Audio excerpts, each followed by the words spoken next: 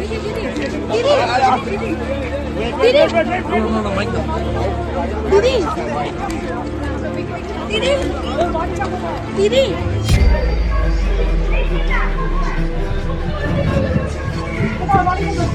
strategy, the party plan. Is it the duty of the ED and Amit Shah?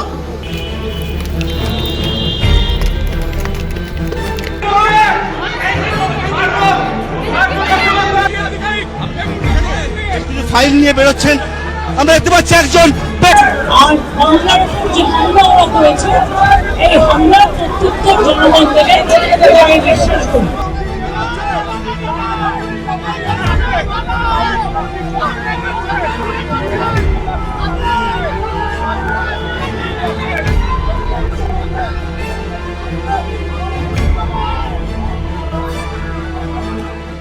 Enforcement ডিরেক্টরেটের তরফ থেকে আজকে কলকাতায় 3টে জায়গায় রেড হয়েছে।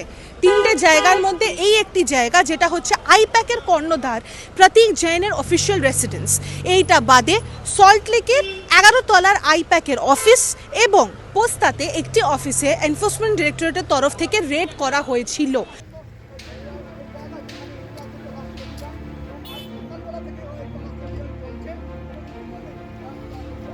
তবে এখানে মানে লাউডেন স্ট্রিটের যে রেসিডেন্সটা আছে প্রতীক জৈনের, সেই রেসিডেন্সে আমরা দেখলাম মুখ্যমন্ত্রী মমতা বন্দ্যোপাধ্যায় তিনি এখানে নিজে এসেছিলেন এবং গাড়ি থেকে নেমে গিয়ে ভিতরে যান।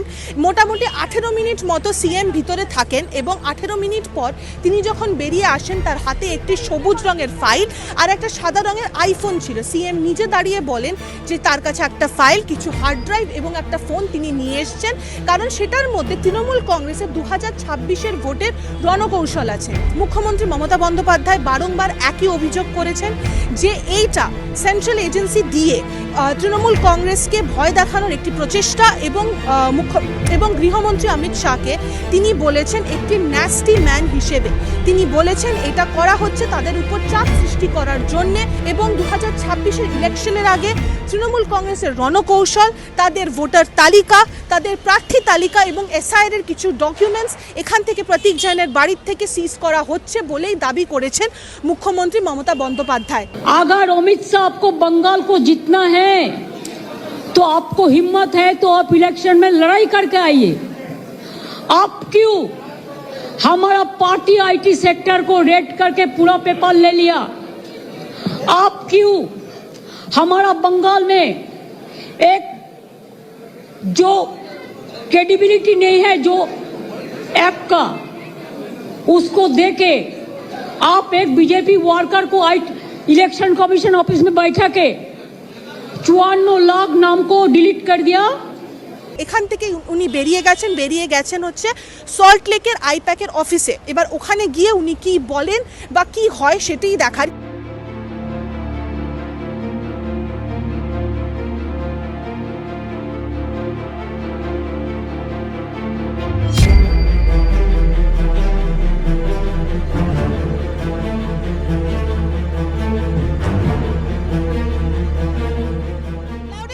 বাড়ির থেকে এখন প্রতীক জৈনের গাড়ি বেরোচ্ছে। কিছুক্ষণ আগেই আমরা দেখলাম যে এনফোর্সমেন্ট ডিরেক্টরেটের গাড়ি বেরোলো। এনফোর্সমেন্ট ডিরেক্টরেটের রেড চলছিল প্রতীক জৈনের বাড়িতে সকাল 6টার থেকে। ইতিমধ্যেই আমরা দেখতে পেয়েছি মুখ্যমন্ত্রী মমতা বন্দ্যোপাধ্যায়ও এখানে এসেছিল এবং এখান থেকে উনি ডাইরেক্ট চলে গেছেন সল্ট লেকের আইপ্যাকের অফিসে। উনি ওখানে ছিলেন এবং উনি বারংবার বলেছেন যে যতক্ষণ না প্রতীক জৈন পৌঁছচ্ছে ততক্ষণ উনি যাবেন না। তো গাড়ি এখন এখান থেকে বেরিয়ে গেছে। উনি সল্ট লেকের অফিসের উদ্দেশ্যে যাচ্ছেন কি যাচ্ছেন না সেটা আমরা কিছুক্ষণের মধ্যেই জানতে পারবো। কিন্তু আমরা দেখলাম এই মুহূর্তে প্রতীক জৈনের লাউডেন স্ট্রিটের বাড়ির থেকে একটি গাড়ি এবং একটি কলকাতা পুলিশের গাড়ি দুটো বেরিয়ে গেল। একটু আগেই এখান থেকে ইডির আধিকারিকরা বেরিয়ে গেছেন, বলেছেন যতক্ষণ না প্রতীক জৈন গিয়ে পৌঁছচ্ছে ততক্ষণ উনি থাকবেন। আমরা রয়েছি কলকাতার আইপ্যাকের অফিসে এবং চারিদিকের দৃশ্যটা আপনাদের স্পষ্ট করে দেয় যে কিছু একটা বড় জিনিস হচ্ছে এখানে। সত্যি এই বিল্ডিং এ রয়েছে মমতা ব্যানার্জি এবং এই বিল্ডিং এ রয়েছেন এনফোর্সমেন্ট ডিরেক্টরেটের আধিকারিকরা। হ্যাঁ, এই বিল্ডিং এর একই তলার একই অফিসে একই ঘরে এখন রয়েছেন মমতা ব্যানার্জি এবং এনফোর্সমেন্ট ডিরেক্টরেটের আধিকারিকরা, কারণ এনফোর্সমেন্ট ডিরেক্টরেটের আধিকারিকরা পৌঁছায় আইপ্যাকের অফিসে রেড করার জন্য এবং এটা জেনে মমতা ব্যানার্জি সপাটে চলে আসেন আইপ্যাকের অফিসে পলিটিক্যাল চ্যালেঞ্জ ছুড়ে দেওয়ার জন্য এবং তার প্রটেস্ট রেজিস্টার করবার জন্য, এটা বোঝাবার জন্য যে এটা একটা রাজনৈতিক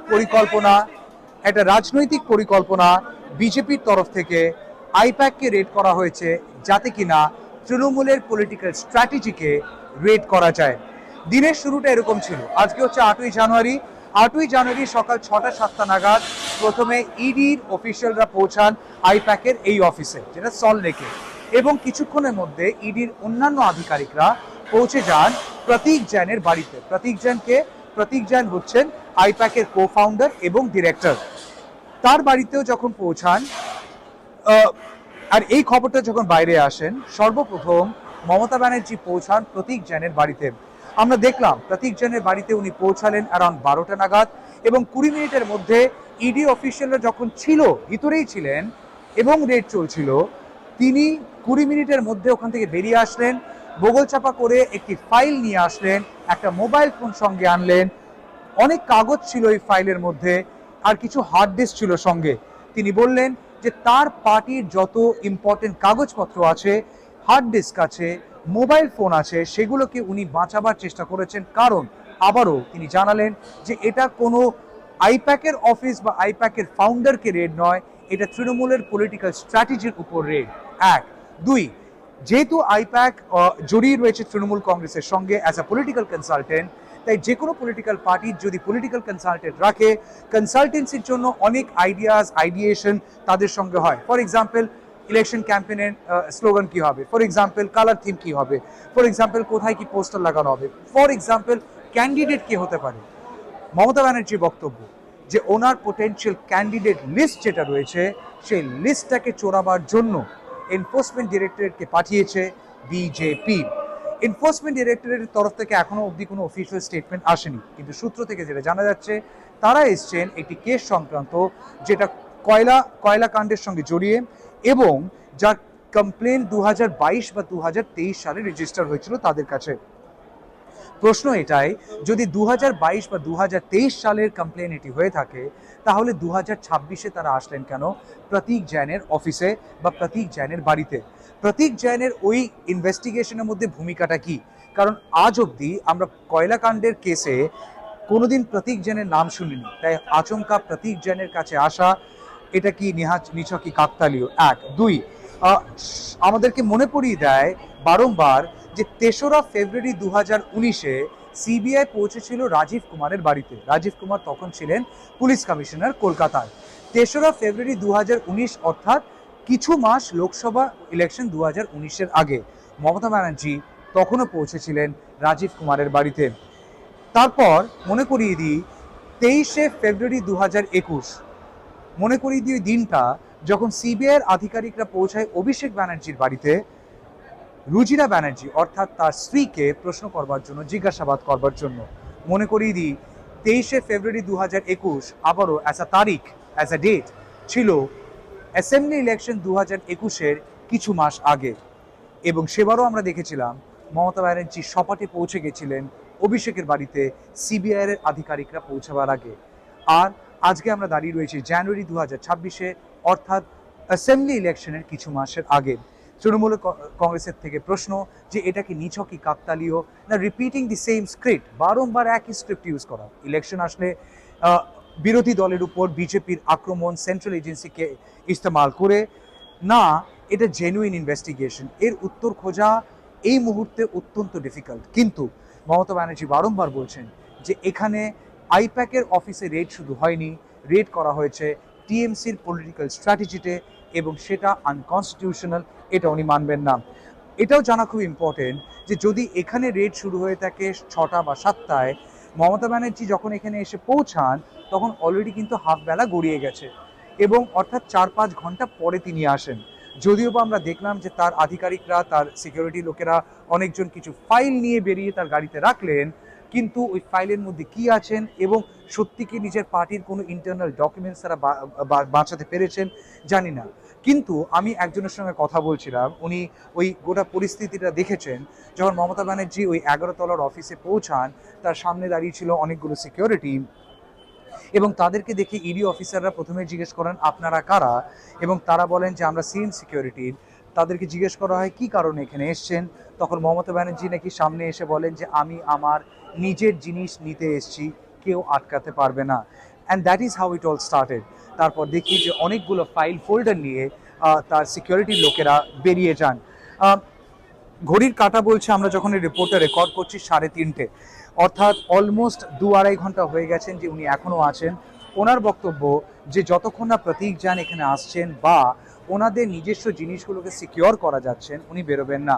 আমি আমার সহকর্মী তিতাসের থেকে একটু আগেই জানতে পারলাম যে লাউডেন স্ট্রিটে প্রতীক জানের বাড়ি থেকে ইডি আধিকারিকরা সম্ভবত বেরিয়ে গেছেন। তাই এখানে কতক্ষণ থাকবে, কখন বেরোবে সেটা বলা ডিফিকাল্ট হলেও মমতা ব্যানার্জি এখনো উপরে আছেন, ইডি অফিসাররাও উপরে আছেন। উনি স্পষ্ট ভাষায় বক্তব্য রাখতে গিয়ে বলেছেন, স্টেটমেন্ট দিতে গিয়ে বলেছেন যে উনি থাকবেন যতক্ষণ না প্রতীক এখানে আসছেন বা ওনাদের নিজেদের জিনিস সিকিওর করা যাচ্ছেন। উনি বলছেন এটা অগণতান্ত্রিক, বলছেন এটা রাজনৈতিকভাবে একটা পার্টিকে দমড়ানো মচড়ানোর একটা প্রক্রিয়া, এবং তিনি সেটা ছাড়বেন না। যে জিনিসটা উনি বারবার করে বলেন যে মাঠে ময়দানে ফাইট হবে, খেলা হবে, তাই তিনি আবারও আজকে এখানে এসে পৌঁছান। এবং এখন যেটা আলোচনা হচ্ছে বা হাওয়ায় হাওয়ায় যে কথাটা ঘুরছে সেটা হচ্ছে ইডি আসলো আইপ্যাকের অফিসকে রেড করতে, আর ইডির ওই রেড করলেন মমতা ব্যানার্জি। তাই এখন দেখার বিষয় ইডির তরফ থেকে কি ধরনের রেসপন্স আসবে, কি বলবে। বিজেপি বলছে যে এটা একটা সেন্ট্রাল এজেন্সির অফিসিয়াল কাজে হস্তক্ষেপ। মমতা ব্যানার্জি বলছেন এটা ওনাদের রাজনৈতিক চিন্তাধারার মধ্যে রাজনৈতিকভাবে হস্তক্ষেপ, আর হস্তক্ষেপ করেছে বিজেপি। অমিত শাহ গৃহমন্ত্রী ইউজ করেছে এনফোর্সমেন্ট ডিরেক্টরেটকে। তাই যারা বলছিল যে এখানে ইলেকশন আসছে বোঝাই যাচ্ছে না, তাদেরকে আজকে প্রশ্ন করা উচিত হাউ ইজ দি জোশ। কারণ রাজনৈতিক পোল বিউগল আগে বাজলেও আজকে কর্মকাণ্ড দিয়ে রাজনৈতিকভাবে ওই ইলেকশন বিউগলটা কিন্তু বাজলো, যেখানে দুই পক্ষ থেকেই হয়তো বলছে যে চোখে চোখ রেখে খেলা হবে। আমরা রয়েছি আইপ্যাকের অফিসের একদম বিল্ডিং এর নিচে, আর এখন অবধি the showdown, the face off is on. আবারও বলছি, একই বিল্ডিং এর একই তলায় একই অফিসের এনফোর্সমেন্ট ডিরেক্টর রয়েছেন, মমতা ব্যানার্জিও রয়েছেন। এটা কি কথা ছিল না, দেখিয়ে যারা কিসমে কিতনা হে দম, অলমোস্ট লাইক দ্যাট। ক্যামেরায় অর্ক সাহাকে সঙ্গে নিয়ে কলকাতা সল্টলেক থেকে Tamal Saha, news the truth, NTV বাংলার জন্য।